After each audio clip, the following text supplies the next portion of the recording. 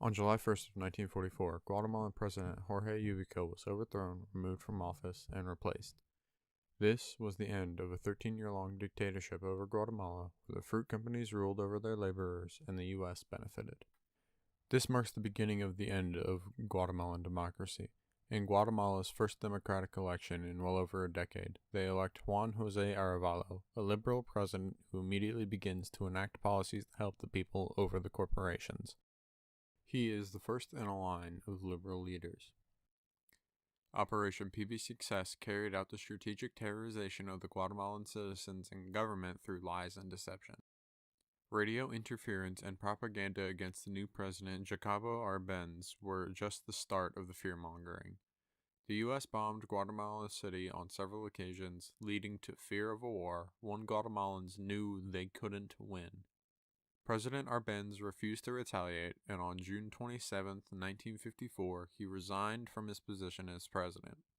The following negotiations ended with the exile of Arbenz, who moved around between countries like Mexico, Switzerland, France, and multiple Soviet-backed countries.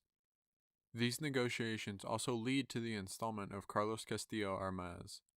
Edward Clark, the Guatemala desk officer of the ARA Bureau from 1949 to 1953, when later interviewed, said, "This was the first time there had been anything like a possible or real communist government in our hemisphere, and that was pretty upsetting at the time." The CIA is an organization that has essentially infinite resources. They get millions upon millions of dollars in funds, any employee they desire, and as much time as they need to formulate their plans. So when they're tasked with the coup of a foreign president who is merely suspected of being a communist, they will compile as much information as they possibly can without arousing the suspicion from said foreign government. The budget for PB Success was around $2 million at the time, and estimated costs for everything range from $5 to $7 million. Keep in mind, this was in 1953. That amount is worth just shy of $80 million today. If someone were to put an $80 million budget on the removal of you from your position using any means necessary, you would just quit and evade as fast as you can. Your life is not worth fighting $80 million of research. But of course, the CIA tells nobody they're doing this research, looking into just about every possible assassination method they could find. From bare hands to the most toxic chemicals readily available, they would not stop until Arbenz was removed from office.